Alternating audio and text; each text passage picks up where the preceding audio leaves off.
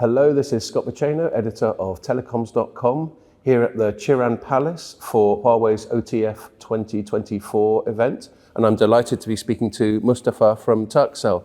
So, could we just start by you giving us an overview of Turkcell's digital transformation journey and strategy? Absolutely.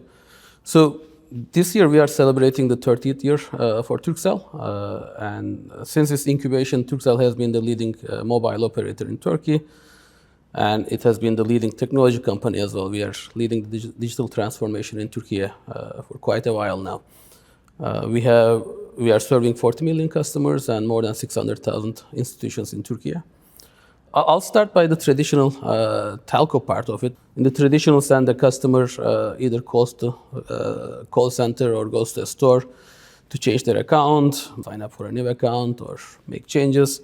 For a while now, we have moved all of those to completely online platform, so our customers do not have to go to store or call into the customer call center for anything that they need to do. So anything they can do in store or via a call center, they can do it through our Turkcell app, as well as they can do it on our online website. So that's kind of given in the industry nowadays, so it's not really anything innovative, but kind of like a must-have. We offer a large number of digital services to our customers. I'll give a couple of examples. Again, this is in terms of the digital transformation of Türkiye. We have a service called TV Plus.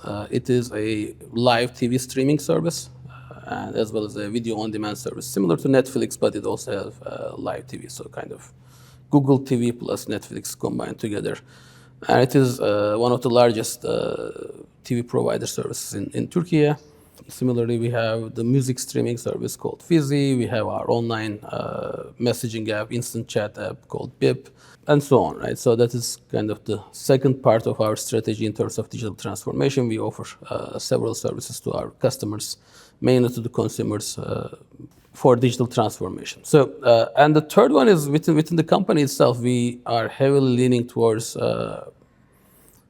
making our operations simpler and automated. We believe that's part of our digital transformation strategy as well. We call it metal colors, so like blue colors, white colors. We have metal colors. These are our robotic automations, robotic automation workflows.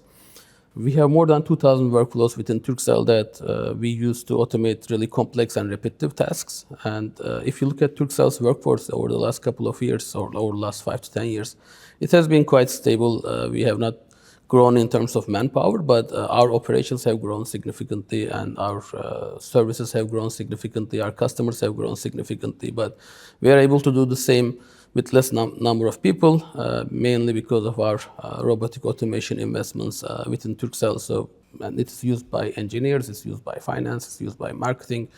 All of the departments make use of that. We provide training to our engineers and our employees. We, of course, build these frameworks ourselves internally as well. Okay, thanks a lot for that. It looks like you're doing a lot of innovation in that area. If we can just move to another topic, a very hot topic at the moment, which is AI. Could you tell us a little bit about your strategic plans in implementing AI? Not a day goes by without mentioning AI or talking about it or brainstorming about it nowadays. There's quite a bit of hype, and there's some reality to it, and there's some exaggeration as well, in my opinion. But and when we talk about AI nowadays, it's really generative AI. Traditional AI, Turkcell has been using it for a while now. We have used it in our financial models. We have used it for customer predictions, as well as like recommendation engines. Within Turkcell, we also use it for diagnostics and monitoring of our field operations. But generative AI has evolved quite rapidly. Like I can't sometimes wrap my head around it, but we are heavily investing into it. There is still quite a bit to go there, we believe, and the monetization as well as the use cases are not fully mature yet, as far as we see. But there's a huge opportunity here, and we, Turkcell, are investing heavily into it. I'll give a couple of examples on where, like specifically generative AI. I'm not talking about traditional AI models that we utilize. For generative AI, the first thing that comes to mind is really, and when generative AI first came out, the call center optimizations and automations is one of the first thing that came to people's mind. and rightfully so, right? Natural language processing, large language models are getting quite successful in what they are doing. We are using it in a slightly different way. We are not exposing them directly to our customers, but instead we are using kind of restructuring our call center infrastructure from ground up using Gen AI. And the way that we use Gen AI is not expose it directly to the customer, but instead it helps our agents resolve the questions and issues quicker. Generative AI in the background does a summarization of customer issue, and then it also makes recommendations around if the issue has been seen by other customers. Generative AI will recommend the next course of action or what has been used for other customers as a way to speed up the process. And this is still work in progress. We are not fully done here yet, but we will see significant improvements in terms of how much time the customer spends on a call. So that is one, and we don't want to just like do this and move out. The next phase of this is to take the agent, the human agent, out of the picture, but the technology is not there yet. The hallucinations are still a real issue, and the correctness of the answers and even the reproducible answers are still an issue. So AI can kind of still wander out of the line that we want it to be in. So we are still working on it, but the human agent in between is kind of a moderator between the customer and the machine agent. So that is one of the investments that we are heavily leaning onto nowadays. And another thing is, again, this is also quite common across the industry, is how do we increase the productivity within the company? Gen AI really comes in handy here. We use it for accessing information within the company. We have thousands of documents that we are creating every year, and finding the right information has been a challenge for us. And Gen AI with natural language processing here has been very, very helpful for us. We are using RAG plus Gen AI and large language models all coming together has been very useful for us to access to the relevant information very quickly. The other one is productivity improvements in our developers. Writing codes, writing tests for our infrastructure has been quite handy. But these are very well-known use cases within the industry. We are always tracking what's happening. So far, these are the prominent use cases we see that are really helpful for us. We are always on the lookout for new developments, of course. One thing I want to mention here is in 2019, Turkcell has published its AI principles document, mainly talking about sustainability, data privacy, fair use of data, and so on. When we use AI, and even in Gen AI, we adhere to these principles. From our perspective, these are critical that we need to integrate those into our processes early on so that we don't hit issues in the future. That's great. What you were saying about the call center innovations, I think is very sensible, because as a consumer, people don't necessarily, they'd rather speak to a person than a chatbot. But as you say, if once the technology gets good enough where the chatbot experience is very similar to a human experience, then that's the time to implement it, but not too soon, because people might get put off. Absolutely. So I think that makes lots of sense. Absolutely. Just a broad question. Looking to the future, can you identify one or two sort of key challenges that you see coming up? I'll mention three challenges, or three things that are top of my mind, and I think that are going to be critical that we address it as an industry. So sustainability will be one, data privacy will be the other one, and then third one is going to be cybersecurity. So sustainability becomes a real issue with Gen AI in the picture. These large language models are extremely compute intensive to train, as well as like inference, and using them is also very expensive. So we were talking to one of these companies, I'm not going to mention, but like the per rack usage of energy for like traditional data centers have been like 5 to 10 kilowatts per rack. Now we are talking about 150 kilowatts per rack, and then next year's developments seem to be like doubling that. Like we are looking into 200 plus kilowatts per rack.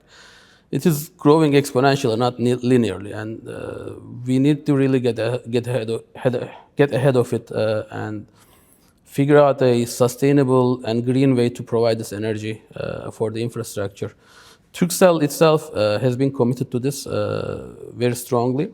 Turkcell's energy usage currently is 100% green energy. And by the end of 2026, we also want to generate our own energy from clean energy sources. So we are heavily investing into solar as well as wind power. By 2026, we will be producing 65% of our own energy usage through solar and wind power.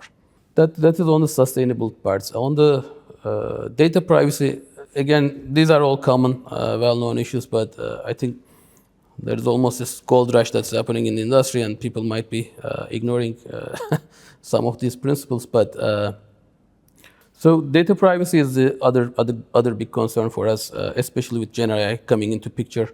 The immense amount of data is coming into these models, and filtration of the data is really necessary. Like private information, PII information, sensitive information should not go into these models, because once they are in there, it is extremely hard to track what's happening, and it's also hard to kind of figure out what might come out.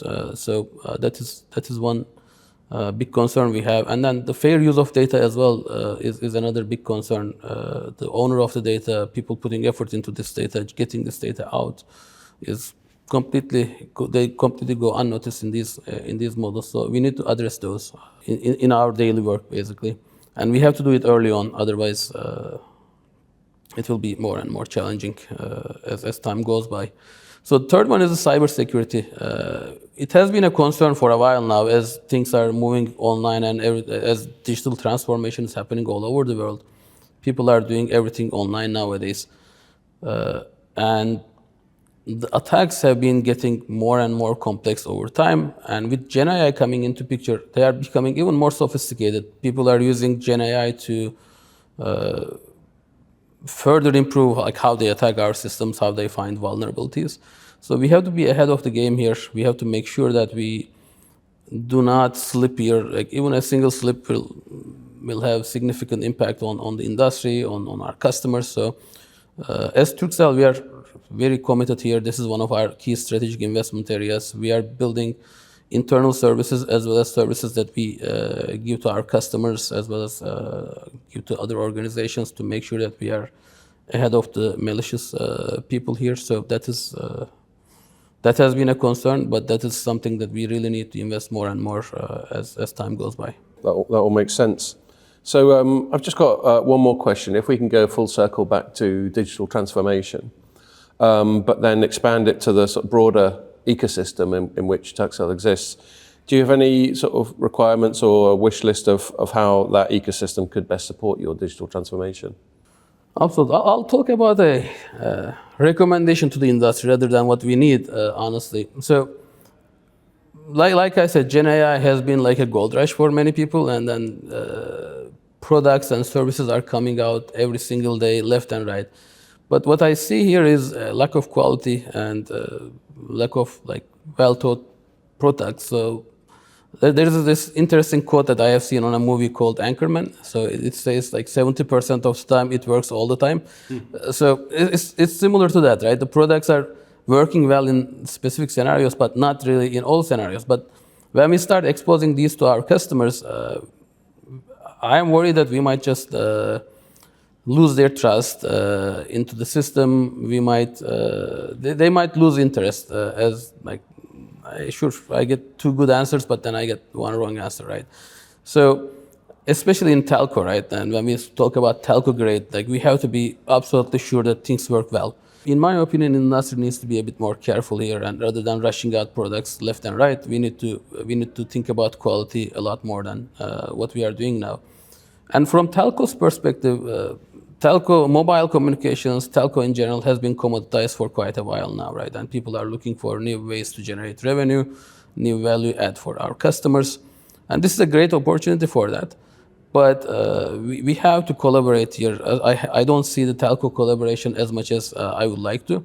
So anything that comes out here is going to be applicable everywhere in the world, right? So there's already good segmentation of telcos around the world. So better and more fruitful collaborations here would definitely help all of the telcos around the world.